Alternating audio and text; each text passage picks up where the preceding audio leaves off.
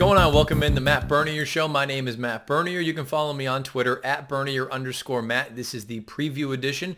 Going ahead and taking a look at the big one down at Gulfstream Park on Saturday afternoon. It is the final Derby prep in South Florida for 2019. It is the Grade 1 Florida Derby, the crown jewel of the entire championship meeting down there at Gulfstream.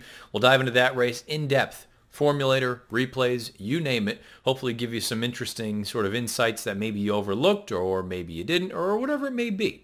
Beautiful thing about this sort of exercise is I'm just going to show you how I went through the race. Maybe you agree, maybe you disagree, however else it may go. If you are new to watching these, if you listen to them, it's all well and good, but this is the kind of, the preview especially, I think, is beneficial if you're watching it. Now, you can find it anywhere. YouTube, SoundCloud, iTunes, video.drf.com, as well as Spotify. Clearly, only a couple of those you can get the video version. But if you're on any of them, however you take it in, make sure that you subscribe, you rate, and you review. If you have questions, comments, or concerns, you leave them beneath the video player on YouTube or give them right directly to me on Twitter, at Bernier_Matt, and don't be afraid to click follow while you're over there as well. But this is the kind of race I'm especially interested in hearing other opinions because I have pretty strong feelings about this race. And I want to know if somebody else has something else that maybe I missed and overlooked or whatever else it may be. That's the beautiful thing about this game of handicapping. So we're going to go into that race, give you some ideas, give you some picks, and then we'll button some things up. I understand I'm not going over the UAE Derby, and it's going to be run on Saturday morning over at Meydan. You will be able to find a sort of... You'll be able to find previews from, I believe, Marcus Hirsch this week. But we will have our opinions, and I say we, meaning the Out of the Gate crew, over on the latest edition of Out of the Gate. So if you want my opinion of the UAE Derby, you can find that over there. But for this show, this preview anyway, this week, it's all about the Florida Derby down at Gulfstream. All right, here we go. This is the highlight of the entire championship meeting down at Gulfstream Park, the 14th. It's going to be a long day on Saturday down at Gulfstream. The 14th is the Grade 1 Florida Derby, 9 furlongs, main track. You know the deal. Top 2 are guaranteed spots into the Kentucky Derby. If you run third, maybe you'll be a bubble boy. We'll find out. There's still a long way to go. We've got a number of preps that are going to be coming up over the next 3 weeks. So the one thing we do know, like I said, winner and the second place finishers in this race, they are assured spots in the starting gate the first Saturday in May. This is a race that I don't know how much room there is for sort of wackiness.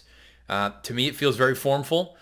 I can understand folks that are sort of reluctant to fully buy into a horse like Hidden Scroll. I can understand folks that are a little bit reluctant to look at Code of Honor and say, you know what, the additional ground is going to be beneficial for him. If anything, perhaps it hurts him. I can understand anyone that looks at Bourbon War and says he is the horse that you want coming into this race and going forward.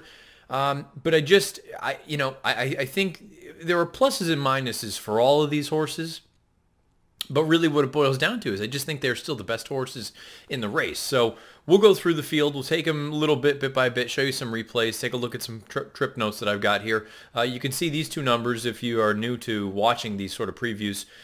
The black number is what I think it will take a minimum of to win as far as this is concerned from a buyer standpoint. So you see I have 95 right here. And 113 is a raw time form rating. I think it's going to take at least that, more likely more than that. And the idea is if you have not eclipsed either of those numbers just yet, you need to at least give me a reason to believe that you are going to here in this spot. Again, kind of going back to the idea of being formful, in my opinion anyway. The main sort of players in here, they've already kind of handled the business on that end. So let's start off right down at the inside because really this is where things start and finish as far as analysis are concerned because we talk about pace making the race. And if you believe pace makes the race, then the run in the Fountain of Youth from Hidden Scroll was a giant effort, given the fact that he was out there cutting out fractions that were just off the charts fast. He nearly went that fast going a one-turn mile in his career debut. Instead, he goes slightly slower, and I mean slightly. We're talking about just under a second slower for a half mile. You see over here, he went 45.3 for a half mile in the Fountain of Youth. You see Timeform US has all these fractions color-coded red, meaning the pace was fast, working against horses that are forwardly placed and helping horses coming from off of it. You see in here in the trip note at the very end, I say he flattened out down the lane. The gallop out was okay, but a giant effort given the pace situation. I think he's a really nice horse. The form of this race as a whole, there's only been one horse to exit it. It was the last place finisher named Gladiator King. All he did was come back and win a graded stakes race in his next start with an 88 Beyer speed figure. So my feeling coming out of the Fountain of Youth was at least it's a productive race. At least the way, I shouldn't say that. it looked like a good race to me on paper. It looked like there were good horses running in there. And so far, we're 1-for-1 with it kind of checking out and being validated. Code of Honor and Bourbon War. I'm going to try to talk about all three of these horses all at the same time while we eventually take a look at the replay. Code of Honor and Bourbon War were two of the beneficiaries of the wicked pace set by Hidden Scroll, because Hidden Scroll couldn't see out the mile on a 16th because of the fractions that he set. I don't believe it's because he has any kind of a distance problem. But you take a look at the other two, Code of Honor and Bourbon War, they both came from farther out of it.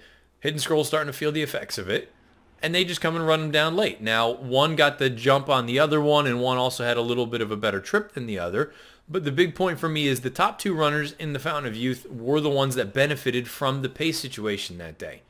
And conversely, the fourth place finisher, Hidden Scroll, was the one that had it work against him because he was the one that was out there setting it. Now, Timeform US has this being a fast pace in the Florida Derby. But they have Hidden Scroll all by his lonesome. And when I go through and look at this race, the first thing I'll go through, I check out the buyers, I check out the Timeform ratings, and then I put in running styles. Now, Hidden Scroll, I think he's going to be forward. But you're going to see a bit of a theme here. Current, I think he's going to come from way off of it. The 3-horse, Harvey Wallbanger, way off of it. Bourbon War, he's going to come from off of it. Even in some of these other races that he's shown a little bit of versatility, he's still going 48 to a half mile. He's going to be lengths and lengths behind a horse like Hidden Scroll. Everfast, mid-pack toward rear. He's going to be coming from off the pace as well. Hard Bell's going to be sent, look, stretching out in distance. I don't think this horse is fast enough to run with Hidden Scroll early on, even on the stretch out. Maximum Security, I suppose there's a chance that this one works out a really nice trip, but still, this is going to be a pace as far as quality is concerned that he has never seen in 3 lifetime starts. We'll get to him in a bit. Bodie Express, I like this horse. We'll talk about him more as well, but he doesn't have really an upwardly mobile gear early on. He's going to be more of a stalker. The 9 Code of Honor, we know his deal. I know he has been forward in some of these other races in the past, but I still view him more as sort of a mid-pack coming from off of it type. The 10, Union's Destiny, not a lot of speed there, even with this race when he broke his maiden 3 starts back. That was back in August as a 2-year-old. And Garter and Ty is more of a sort of mid-pack type. So, all of that said, there's one confirmed speed in this race, and it's Hidden Scroll. And sometimes I just think, we want to make these big cases. Now, look, if you don't like him, you don't think he can get the distance, you don't think the quality is there, whatever it may be, that's your prerogative as a handicapper. When I look at this race, I go, I think this horse is good, and I think he's got a major tactical advantage even if he goes fast. We're going to go back right now to the beginning of the Fountain of Youth. This is Gladiator King in the Red Silks. This right here in the Juddmonte Silks is Hidden Scroll. You're going to note a couple other horses. Eventually things will shake down all the way at the back here.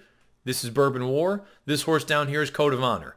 Now, early on, you're going to see, I believe, there's a scenario where Hidden Scroll would have very nicely rated off of Gladiator King. Instead, it just seems like Joel Rosario had no interest whatsoever in doing that. Because it's not as though the horse is pulling right now. I think he's just naturally fast. But if he was sort of a headstrong nutcase, then I would say, okay, you know what, the horse is too fast for his own good. He hasn't learned anything yet.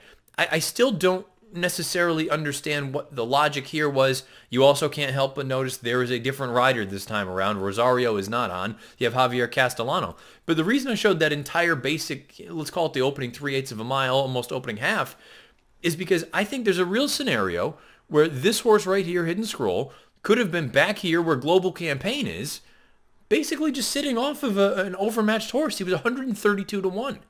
Instead, he goes out there, gets a half mile in sub 46 seconds, his first time going 2 turns, first time against winners. Now we're going to start to see some of the other main players creep into the picture. You see Code of Honor here in the green silks, and back here in sort of the red and white ones, you're going to see Bourbon War.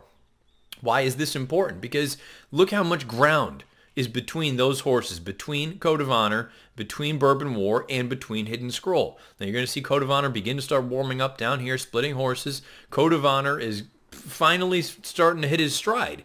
But again, given the pace situation, you're going to see 10 and 2 flash up. Hidden Scroll is still moving relatively well. I mean, he went sprint fractions. Now we're going to see the guys coming from off the pace start to pick it up and really hit their stride. Again, Code of Honor is down here on the inside. He gets a beautiful trip beneath John Velasquez, shoots up the inside, and right now it looks like Hidden Scroll is going to absolutely pack it in and finish up the track. Meanwhile, here comes Bourbon War, who is way, way behind even a horse like Code of Honor. So I can't help but look at this stretch run. You're going to see, look, Hidden Scroll's feeling the effects of it. And you're going to see Bourbon War a little bit late with the lead change, but he's eventually going to come on. I can't help but look at this and say Bourbon War was as much a beneficiary of the pace situation as anyone. So the folks that were saying, oh, you give him an extra 16th of a mile, maybe that's going to be the difference for a horse like Bourbon War. I don't disagree with that.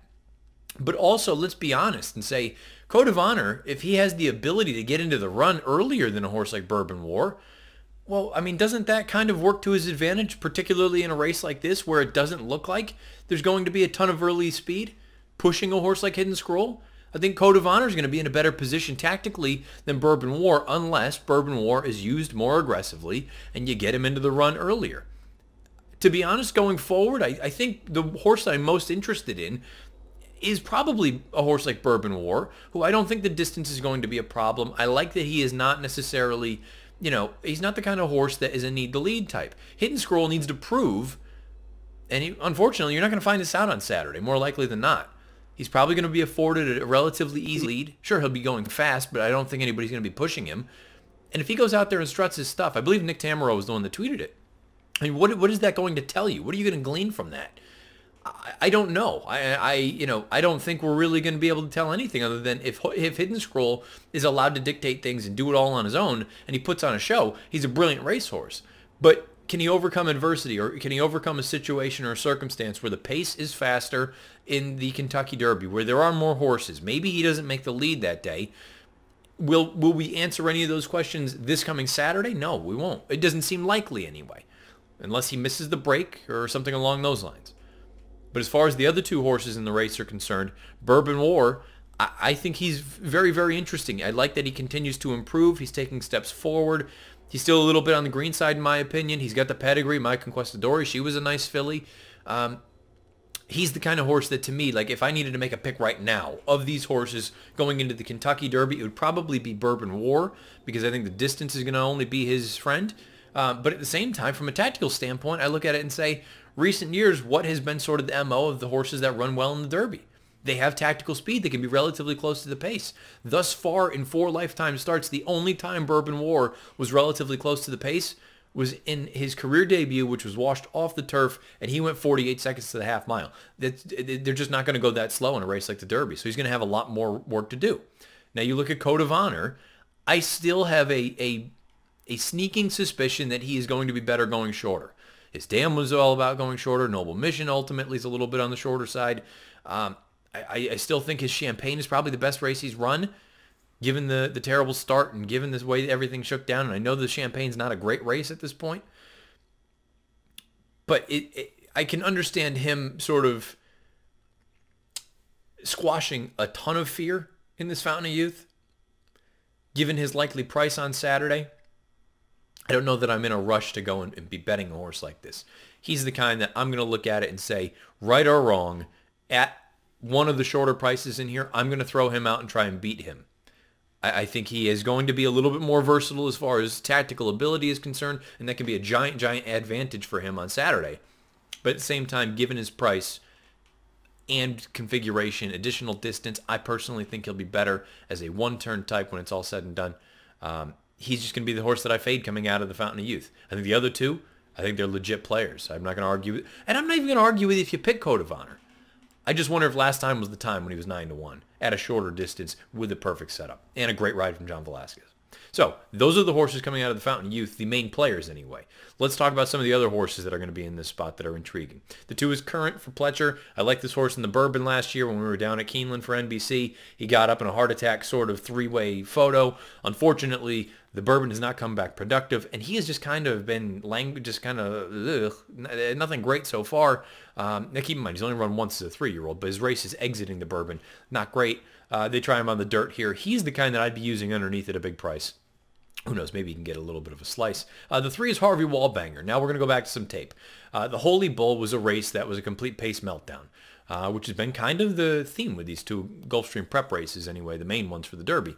We're going to go back and take a look at the replay of that race right now. You're going to see this is Everfast, the number 4 horse. He's basically been under an all-out drive for a while now, and just coming into the picture in these purple silks, this is Harvey Wallbanger. Now, you want to talk about a dream trip for Harvey Wallbanger. Look at the fractions, 10 and 4 for 3/4. He is just going to skim the rail and shoot up the inside beneath Brian Hernandez. It's a beautiful ride. And the thing that initially tipped me off that this may not be a good race, and I didn't want to be harsh on a horse like Harvey Wallbanger. I said, well, look, you had a dream trip, and you had everything go your way. But Everfast was the thing that made me look at this race and go, I don't know if we got anything good in here, because Everfast looked like he was going to run last with about 3/8 of a mile to go. And what happens? He finishes second by about a length and change at 128 to 1.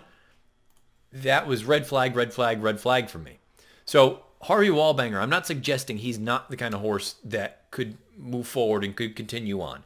But the form of the Holy Bull has come back very, very weak. He had a perfect trip that day, and he had an absolute pace meltdown. To me, those are all reasons that I don't want to use him as a win contender. Having said that, he's the kind of horse that he's going to be overlooked. If you like this horse, you're going to be looking at a graded stakes winner last out who's in sharp form for good connections in Kenny McPeek, Brian Hernandez, a great rider, and you're going to get probably every bit of the 15 to 1 morning line. So if you like him, have at it. To me, I think he's much more of an underneath use, picking up some pieces late. I spoke briefly about Everfast. That's about as much as I'm going to touch on him. We'll go through and quickly gloss over him. But Bourbon War made it clear what I think of him. I think he's very, very talented. I wish he had a little bit more tactical speed. I wish he could get closer. And maybe we'll see Arad be more aggressive on Saturday afternoon. Everfast, I just don't think he's that good. If he runs big in here, I'll tip my cap to Dale Romans. I just think he's a notch or two below some of the better ones in here. Hard Bell, what else is there to say? He's 50 to 1 on the morning line. Should be 100 to 1 on the morning line. Career best buyer of 69. Stretching out, facing better horses. Total pass. The number 7 Maximum Security is kind of the X factor in this race. Goes out for Jason Service. Say what you will. I'm not going to dive into thoughts and things like that, but 45% win rate from this barn for this Gulfstream meeting. Kind of preposterous, but what are you going to do? Maximum Security is the kind of horse, though, that you look at it and you go, if you thought he was this kind of horse, why the hell would you debut him for $16,000 when you could anybody and their brother could have dipped in and had him? What's he do? He goes out there and wins by almost 10 lengths. Then they come back and they run him in this spot and he wins by more than 6 lengths. Then they come back in this spot. Now, granted, he's beating a dreadful field. But boy, this horse looked good. You see him, he's cruising out here on the front end. He's 1 to 9, rightfully so, based on speed figures and things like that. Ears are up. He's just going to go off and play. And again, he's waxing a terrible, terrible field. But you have to, I think you look at this race as a whole and you say, okay, if you don't love Hidden Scroll and you don't love Bourbon War, maybe with his running style or whatever it is, you're going to see how late this horse is to change leads. Don't love that. But he's a little bit green looking out at the grandstand. If you don't love Code of Honor, you don't love any of those big horses, you could be looking at Maximum Security somewhere in that 5, 6 to 1 range. I wouldn't touch him. I wouldn't even consider him anything less than that. If you get 5, 6 to 1 on a horse like this, he's 9 to 2 on the line. You know, he is going to be sort of the alternative for a lot of people. I want him to prove to me that this is not just a flash in the pan. You got to do a hell of a lot better. I know you won by 18 lengths, but you did it against horses that have come back and earned buyers of 54, 58, and 53. I mean, it's a far cry from what you're going to see on Saturday. Who knows? Maybe he is a superstar. I have no idea. But this is going to be the acid test. You'll find out. Is he going to crack, or is he going to go on and all of a sudden stamp himself as a major, major threat in the Kentucky Derby? The 8 is Bodie Express. This is a maiden running in this spot. And most times I look at it, when you just see the career box up here and you see he's gone out 4 times, got a couple of runner-up finishes, I go, all right, you know, it seems a little bit aggressive that you're taking a shot in here. To be honest with you, though, I like this race most recently. This was at 7/8 of a mile. You're going to see he is mid-pack in here. And, you know, maybe it's not visually the most impressive effort you're ever going to see, but I like that he finally finds his stride here. No one is making up any ground in this race. Keep that in mind. This was essentially a merry-go-round, and you're going to see him start to make up that ground. He tips out about 5, 6 paths off the rail, turning for home, and he goes and he tries to get that horse that's loose on the front end. Unfortunately, he can't quite get there. But all around, I thought this was a promising enough effort, and I'll show you something more momentarily as far as the PPs are concerned that make him fascinating in here, in my opinion. I just liked everything about this effort. I don't know about the additional distance. I don't think it's going to be a major issue for him, but he's the kind of horse that if you don't think he is going to be totally outrun early, which I don't. I think he's going to have a little bit of versatility. I think he's going to get a little bit closer. You see, he only loses by about a neck there. The thing that's most interesting about Bodie Express, depending on which figures you look at, from a 91 buyer, he's competitive, but he's certainly not one of the main players in this spot. If you look at the Timeform US ratings, the 117 that he earned here this day, the only horse in their last race that ran faster from a Timeform US standpoint is Maximum Security with a 118. You can look at the big boys. Look at Code of Honor. He earned a 114. Go to Hidden Scroll. Hidden Scroll in his smashing sort of blowout victory, he earned a 119. I mean, we're talking about being relatively in the same ballpark as the main players in here, and you're looking at a horse that's going to be a giant price. I don't know that he can win this race, but if you believe the figs and you believe that he's going to be able to stretch out, just at face value, why would you not take a horse like Bodie Express over a horse like Maximum Security? When from a numbers standpoint, the only difference is that the 102 looks more appetizing than the 91 does. I understand the barn, big difference there as well. But I think Gustavo Delgado does a very good job. You're looking at a 1-point difference from a raw time form standpoint. And you're looking at a horse that's going to be 4, 5, 6 times the price of Maximum Security. I mean, to me, it's an absolute no-brainer. I would take the price on a horse that I think is every bit as good, if not better, than the shorter one. And the shorter one is going to be the more well-fancied one as far as the public is concerned. Bodie Express, I like him a lot underneath in a spot like this. The 9, Code of Honor, we've talked about it. Look, Suge did a good job to get him back. I hated his Mucho Macho Man, but I got to be honest when good things happen here. That's why Suge is Suge. He got this horse right. He came, put it in his bid, got a beautiful ride from Johnny V. And yes, he should be viewed as a contender in here. Just given the price situation, I'm going to be fading him. The 10, Union's Destiny, I thought stretching out in distance would be to his advantage. He didn't run poorly, but I think it was just one of those things where probably a little bit class compromised at that point. I wouldn't fault anyone that says we're going to give him another shot going long. We use him underneath. He continues to improve from a buyer standpoint. He'll be interesting underneath, I would imagine. And the 11, Garter and Ty, I've said for a while, I think he's a one-turn horse. I think he's a pretty nice one here. Give me the one-turn Pat Day Mile. Give me the Woody Stevens. Give me those kind of races. I don't like him as the distances get longer, but I do think he's a nice little Florida bred. So, as I said at the top, I think it's a pretty formful race. Pace makes the race. I think you've got Hidden Scroll. I think you send him right to the top and you say, come and catch me. And if that's the case, I just don't know that they're going to be able to. Bourbon War for me, I think he is arguably the most talented horse in the race. I think the running style could get him beat in a spot like this. I'm going to key him in second, and then I have a few horses that I'm interested in third for trifectas, where I'm going to try to infuse a little bit of value there. Most notably, the 8 horse, Bodie Express. I like him quite a bit underneath.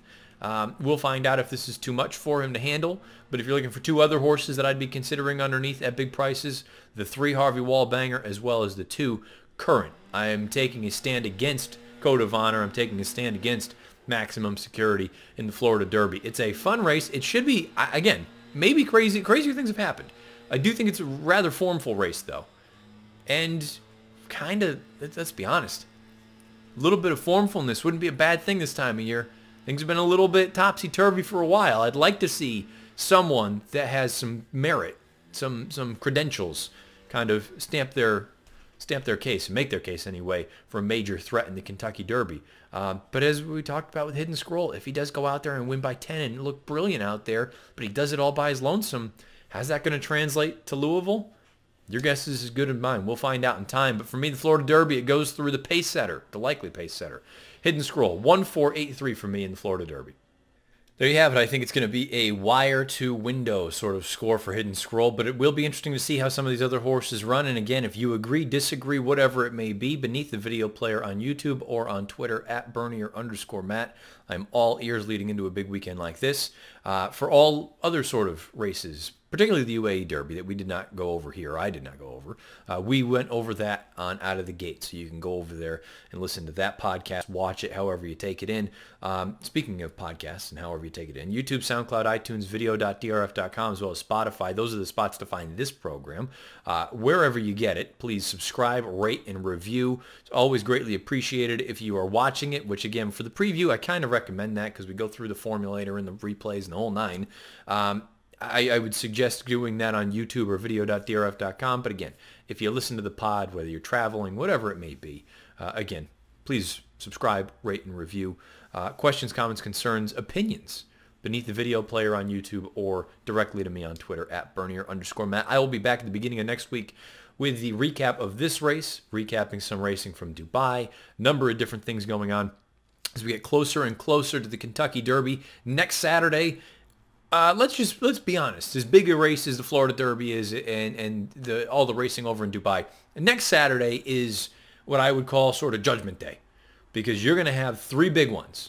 You're going to have the Santa Anita Derby, the Wood Memorial, and the Bluegrass from Keeneland. After that, this Derby picture is going to be a hell of a lot clearer. So we'll see what we get from those three races. But until then, good luck this weekend with all the races down at Gulfstream Park. Good luck however you play, whatever you play, wherever you play. I'll be back with the recap edition at the beginning of next week. But for now, this has been the preview edition of the Matt Bernier Show.